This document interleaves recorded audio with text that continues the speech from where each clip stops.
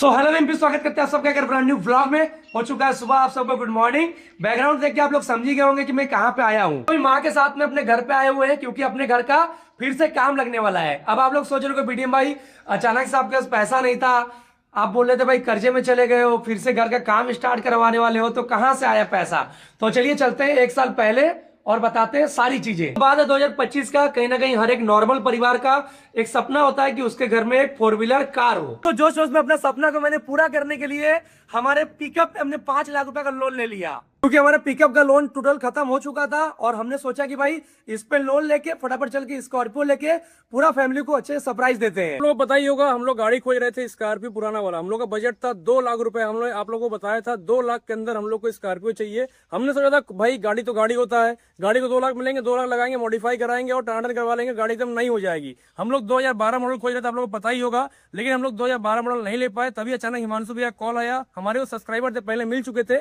अचानक कॉल आया, भाई बीडीएम भाई आप गाड़ी खोज रहे हो, अब मेरा गाड़ी ले लो, 5 साल पुरानी गाड़ी है, एकदम मस्त गाड़ी है। तो हम लोग पहुंच गए हिमांशु भैया घर पे गाड़ी देखने के लिए। और जैसे ही हम लोग हिमांशु भैया के पास पहुंचे तो हिमांशु भैया हम लोग को गाड़ी चला के दिखाए और 150 की स्पीड में गाड़ी भगा के दिखाए। घर पहुंचते ही हम लोग को चाबी दी है कि बीडीएम भैया आप हमारा स्कॉर्पियो लेके जाइए, एक दिन अपने पास रखिए, जहां चेक करवाना हो वहां चेक करवाइए। तो हम लोग लेके गए कंपनी में गाड़ी को चेक करवाए। कंपनी वाला बोला भैया गाड़ी में कोई दिक्कत नहीं है, आप लोग गाड़ी ले सकते हैं। ऐसे ही हमने सुना भाई गाड़ी ले सकते हैं, दिल गाड़ी होने लगा, क्योंकि गाड़ी एकदम नई थी, 5 साल पुरानी गाड़ी थी। S9 थी, S11 में कन्वर्ट ऑलरेडी थी, 1112 नंबर था, VIP नंबर। हम लोग खुश हो गए भाई, स्कॉर्पियो नई, एकदम नई नवेली, कहीं नट में स्क्रैच नहीं, तो क्यों ना भाई 10 लाख रुपए लगा के स्कॉर्पियो को ले लिया जाए। तो फिर दिमाग में 10 लाख रुपए आया कहाँ से। भाई बोला यार पिकअप में 5 लाख का लोन ले लेते हैं, क्योंकि लोन तुरंत खत्म हुआ था। तो 5 लाख का पिकअप से लोन ले लिया और कुछ पैसा दोस्तों से लिया, कुछ पैसा घर में मम्मी के अकाउंट पड़ा था वो पैसा दिया। हिमांशु भैया को 10 लाख रुपए देके नोटरी करवा लिया, क्योंकि गाड़ी उसमें ट्रांसफर नहीं हो पाता, क्योंकि हिमांशु भैया गाड़ी पे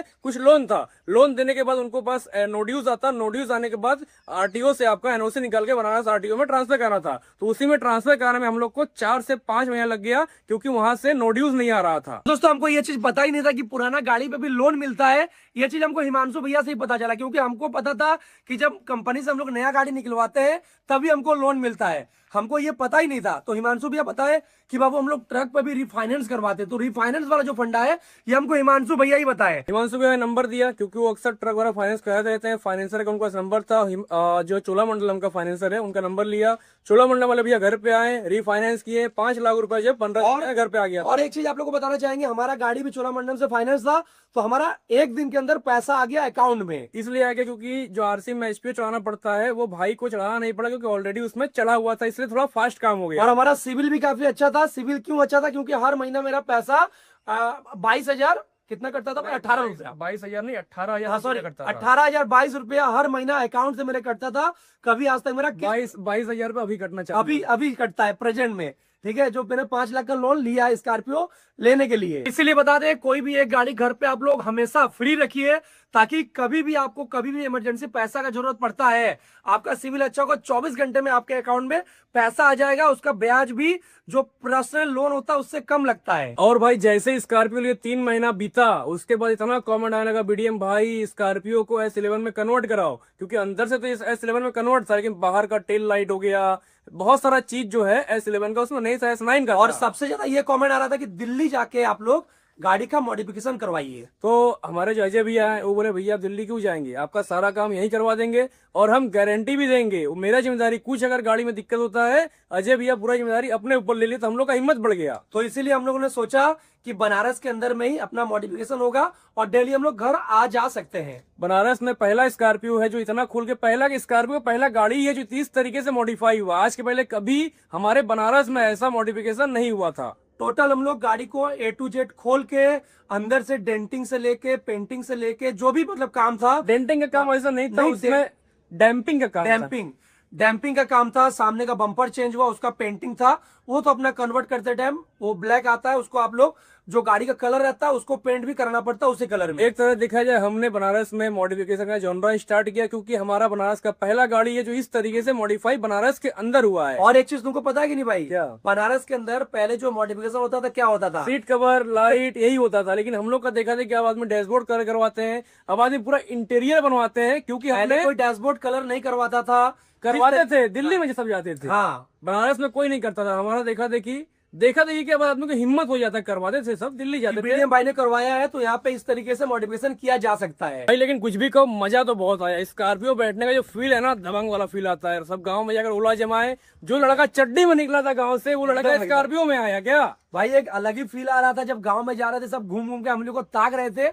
और देखिए स्कॉर्पियो भाई एक अलग ही रोरा जम रहा था कहीं भी। ऑटो ड्राइवर, एक चड्डी में बनाया सुहाने वाला, और माता जी ने मांग मांग के खिलाया उसका लड़का स्कॉर्पियो में बैठ के जब गाँव गया ना, एक फील आई। वो फीलिंग दोबारा नहीं मिल सकता है। वही गांव पे आप भीख मांग के बच्चे लोग का खिला रही थी, वही गांव पे हम लोग सब तो स्कॉर्पियो लेके गई, सब कोई ताकने लगा, बोले जान की क्या किया। तो भाई वो एक सर्टिफिकेशन जो था ना, वो दोबारा नहीं मिल सकता। ठीक है, हमारे पास 1 साल के लिए था, लेकिन 1 साल वो हम लोग 5 साल जी लिए, समझिए। 1 साल जो था ना, वो 1 साल हम लोग को एक अलग पहचान दिया कि एक पिकअप ड्राइवर, एक ऑटो ड्राइवर, एक मांग के खिलाने वाले का लड़का भी स्कॉर्पियो में बैठ के मेहनत से स्कॉर्पियो में घूम सकता है। घूम जाता है, सही बात है। तो हमने अपना सपना पूरा किया, सपना को बेच दिया, अब एक अलग सपना पूरा करने जा रहे हैं। अलग तरीके से हम लोग अब काम करेंगे। दोस्तों, एक कहावत है, जब बड़ा सपना पूरा करना हो, छोटी छोटी सेक्रीफाइस करना पड़ता है, जो कि हम लोगों ने किया। स्कॉर्पियो को दिल से बनाया, जीरो से लेके उसको ऊपर तक बनाया, हाथ से एक एक चीज, एक एक नट को हम लोगों ने अपने हाथ से लगाया। मिस्त्री तो काम कर रहे थे, लेकिन सुबह से शाम लोग वहाँ बैठे थे, दिल से काम कराए थे भाई। जब गाड़ी गया ना, बहुत तकलीफ हुआ। माता ये घर में रोने लगी थी, वाइफ बोल रही थी क्यों बेचने, घर के सामने खड़ा रहता है लक्ष्मी। लेकिन अच्छा लगता है, ये लोग अंदर से बहुत खुश होंगे घर वाले कि गाड़ी बिक गया, घर तो बनेगा ना भाई। घर घर होता है, एक घर बसाने में जिंदगी बीत जाता है, जो कि हम दोनों भाई बनारस में आए थे, सोचे नहीं श्री राम जी यहाँ तक पहुंचा देंगे। अब यहाँ तक पहुंचे हैं तो घर भी वो बनवाएंगे उनके। भाई श्री राम जी हैं, कुछ प्लानिंग हमेशा भगवान के नजर में रहता है। एकदम स्कॉर्पियो आना भी उनके प्लान के हिस्से में रहा होगा, स्कॉर्पियो जाना भी उनके प्लान में हिस्से रहा होगा। समय होता है, समय बहुत बलवान है, उसके हिसाब से चलना चाहिए। उसके खिलाफ चलोगे तो बर्बाद हो जाओगे। एकदम। तो अपना जो ये घर का काम देख सकते हैं, इतना अभी रेडी हुआ है। तो हम लोग दोस्तों स्कॉर्पियो बेचने के बाद अपने घर का काम हम लोग स्टार्ट करवाने वाले हैं। चलिए, जो हुआ वो हुआ, अच्छा हुआ बुरा हुआ सब खत्म करते हैं। अब नया महीना चालू होने वाला है, हमारा पिकअप का उधर काम कंप्लीट ही होने वाला है, घर भी बनेगा। और भाई आपका वीडियो में रॉकेट मंडी देगा। जिस तरीके से पहले रॉकेट मंडी दिया करता था, रात जाग के दिन जाग के, उसी तरीके से मेहनत करने वाले हैं, उसी तरीके से गाड़ी चलाने वाले हैं, देने वाले हैं। सब्जी का मंडी छत्तीसगढ़ से बंगाल जाएंगे, बंगाल से बनारस आएंगे, तो कहीं का भी अपना ट्रिप हो सकता है। जैसा कि आप लोग को पता है, आपका बीडीएम भाई ट्रिप करने में एक नंबर का माहिर आदमी है।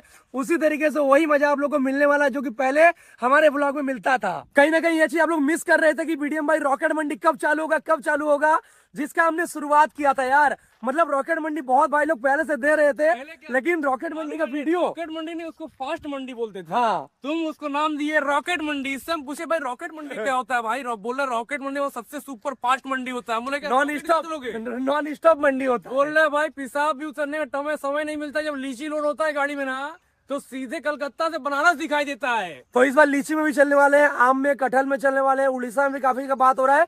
बस 2-3 दिन का काम बचा हुआ है गाड़ी का।